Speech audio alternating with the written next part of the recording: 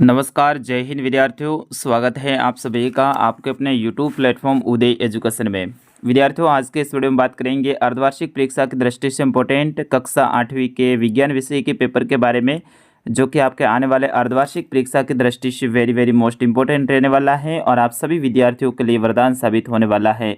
विद्यार्थियों, पूरा पेपर में उत्तर सहित आपको बताने वाला हूं। इसमें जितने भी प्रश्न बताए गए हैं आपके एग्ज़ाम की दृष्टि से 101% इम्पोर्टेंट रहेंगे, तो इन्हें आप पूरा देखें और आपके मित्रों तक आगे शेयर भी करें। अभी तक आपने हमारे चैनल को सब्सक्राइब नहीं किया है तो चैनल को भी सब्सक्राइब कर लीजिए। पूरा पेपर में उत्तर सहित बताने वाला हूँ। चलिए पहले प्रश्न की ओर बढ़ते हैं। पहला प्रश्न आपके वस्तुनिष्ठ प्रश्न के अंतर्गत रहेगा। मिट्टी में पोषक स्तर को बनाए रखने के लिए मिलाया जाता है, यानी मिट्टी के अंदर जो पोषक स्तर है उसको बनाए रखने के लिए क्या मिलाया जाता है? बीज, खाद, कीटनाशी या जल? तो विद्यार्थियों, उसके अंदर अपन क्या करते हैं? खाद मिलाते हैं ताकि उसके अंदर है वो ताकत बनी रहे। तो ऑप्शन ब रहेगा इसका सही आंसर, खाद। अगला प्रश्न है, हिस्ट का उपयोग निम्न के उत्पादन में होता है। आपको बताना है कि हिस्ट का उपयोग किसके उत्पादन में होता है? चीनी, हाइड्रोक्लोरिक अम्ल, एल्कोहल, ऑक्सीजन? तो विद्यार्थियों, इसका सही आंसर होगा एल्कोहल। ऑप्शन स रहेगा इसका सही आंसर। अगला प्रश्न है प्रश्न 3, नेपथलीन की गोलियां बनाई जा सकती हैं। आपको बताना है कि नेपथलीन की जो गोलियां हैं वो बनाई जा सकती हैं किससे? कोल तार से, कोयले से, कोक से, कोयला गैस से? तो विद्यार्थियों, इसका सही आंसर होगा नेपथलीन की जो गोलियां हैं वो कोल तार से बनाई जा सकती हैं, यानी ऑप्शन अ आपका सही आंसर रहेगा। अगला प्रश्न है, वह ताप जिस पर कोई पदार्थ जलना शुरू करता है क्या कहलाता है? आपको बताना है कि कोई भी पदार्थ जलना शुरू करता है तो वो क्या कहलाता है? ज्वलन ताप, ज्वाला, गलनांक, इनमें से कोई नहीं। तो जिस पर पदार्थ है वो गलना चालू हो जाता है तो वो ज्वलन ताप कहलाता है। ऑप्शन अ रहेगा आपका सही आंसर। तो बिल्कुल ऐसे इजी ही प्रश्न आपके एग्जाम में आने वाले हैं। चलिए अगला प्रश्न है कि मृदा अपरदन को रोकने में सहायक है, यानी मिट्टी के कटाव को रोकने में क्या सहायक है? वन्य जंतु, वृक्ष, कारखाने, वनों उन्मूलन? तो विद्यार्थियों, इसका सही आंसर होगा मृदा अपरदन को रोकने के लिए सबसे बेस्ट होता है वृक्ष लगाना, यानी वृक्ष है वो सहायक होते हैं। तो ऑप्शन ब रहेगा इसका सही आंसर, वृक्ष। अगला प्रश्न है प्रश्न 6, आपके रिक्त स्थान से संबंधित। विद्यार्थियों, रिक्त स्थान में आगे बढ़ें उससे पहले आपसे विनंती रहेगी, अभी तक आपने चैनल को सब्सक्राइब नहीं किया है तो चैनल को सब्सक्राइब जरूर कर दीजिए। देखिए यहाँ पर दे रखे हैं शब्द, इन्हीं में से आपको बताना है। चलिए, पहला रिक्त स्थान है कि एक स्थान पर एक ही प्रकार के बड़ी मात्रा में उगाए गए पौधों को फसल कहते हैं। क्या कहते हैं? फसल कहते हैं।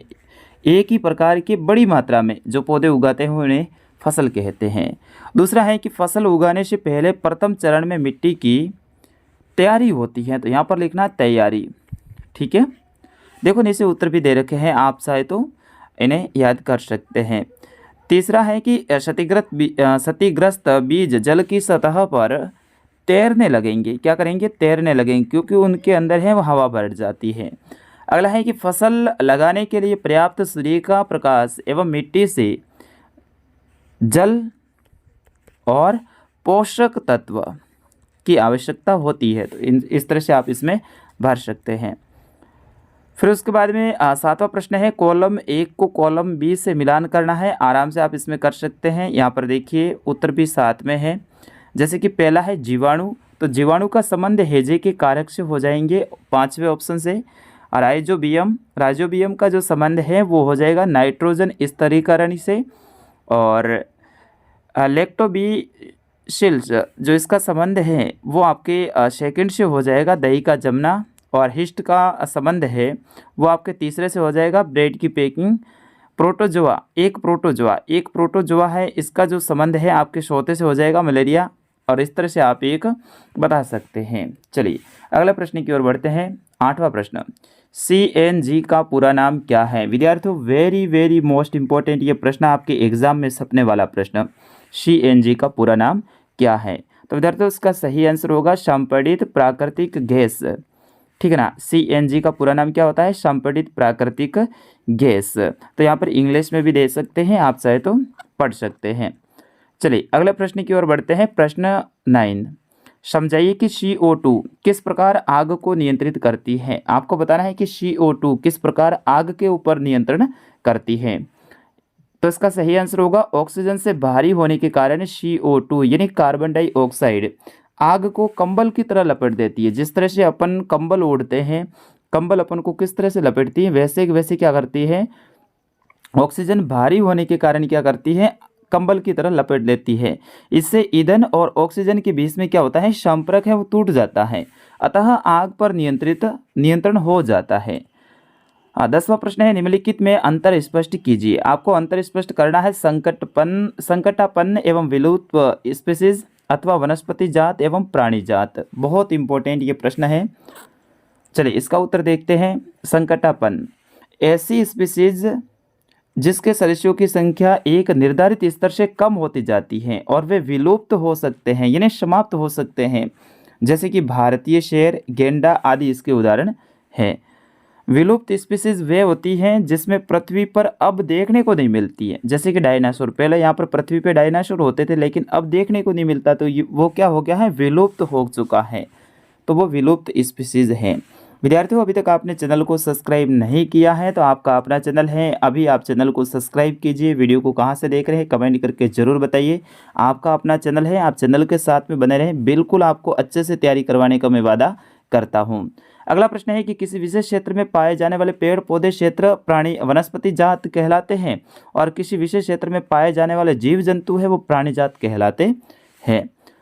11वां प्रश्न, रेड डाटा पुस्तक क्या है? यह भी आपके एग्जाम में सपने वाला प्रश्न है, मोस्ट इंपोर्टेंट ये प्रश्न है। रेड डाटा बुक क्या है?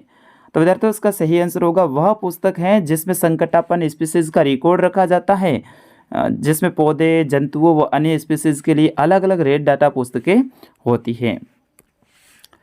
12वां प्रश्न है, कायांतरण किसे कहते हैं? बहुत इंपॉर्टेंट ये भी प्रश्न है, कायांतरण किसे कहते हैं? तो लार्वा के कुछ विशेष परिवर्तनों द्वारा वयस्क जंतु में बदलने की प्रक्रिया को कायांतरण कहते हैं। उदाहरण के लिए टेडपोल स्थानांतरित होकर वयस्क में बदल जाता है, जो छलांग लगा सकता है, तैर सकता है। कुछ विशेष परिवर्तनों के साथ में टेडपोल का वयस्क में कायांतरण हो जाता है। अगला प्रश्न है, घर्षण बल क्या है, ये कैसे काम करता है? बहुत इंपॉर्टेंट ये प्रश्न है।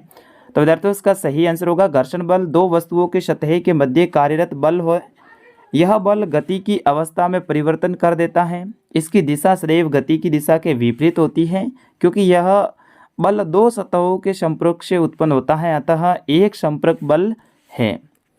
ये दोलन वाला ये भाई आपके पूरा आएगा, इसको अच्छे से आपको करना है, आपके चाहे बोर्ड की एग्जाम हो या फिर अर्धवार्षिक की, आने की पूरी चांस है। एक दोलक 4 सेकंड में 40 बार दोलन करता है। इसका आवर्तकाल और आवृत्ति ज्ञात कीजिए। आवर्ती का सूत्र है दोलनों की संख्या बटा समय सेकंड में। तो दोलनों की संख्या कितनी है 40, समय कितना है 4 सेकंड बराबर 10 हर्ट्ज। इसको आप करोगे और आवर्तकाल का सूत्र ये है 1 बटा आवर्ती 1 बटा 500, और फिर इस तरह से इसमें आप कर सकते हैं। चलिए अगला प्रश्न है 15वां की विद्युत के सुचालक एवं विद्युत के हीन चालक या कुचालक से आप क्या समझते हैं?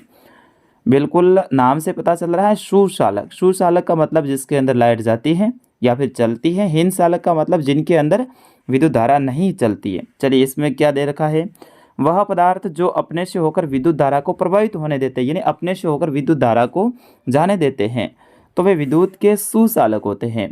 इसके विपरीत वह पदार्थ जो अपने से होकर विद्युत धारा को आसानी से प्रभावित नहीं होने देते हैं, वे विद्युत के हीन चालक होते हैं। बिल्कुल इजी सा है, जैसे कि कॉपर, एल्यूमिनियम विद्युत का चालन करते हैं, जबकि रबड़ और प्लास्टिक, लकड़ी ये क्या है, विद्युत का चालन नहीं करते हैं। ये उदाहरण भी दे रखे हैं। अगला प्रश्न ये आपके फेवरेट प्रश्न है, मोमबत्ती की ज्वाला का नामांकित चित्र बनाइए। मोमबत्ती की ज्वाला, इसका आपको नाम से ही चित्र बनाना है।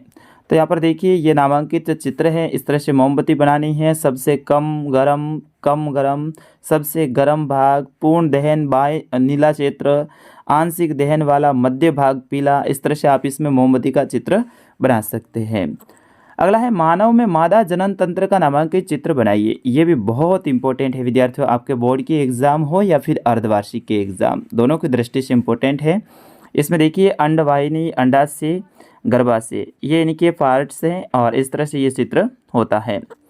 चलिए अगला प्रश्न है यौन आरंभ के समय होने वाले शरीर के शारीरिक परिवर्तनों की सूची बनाइए। बहुत लंबा इसका उत्तर है, बड़ा है, आप देख लीजिए।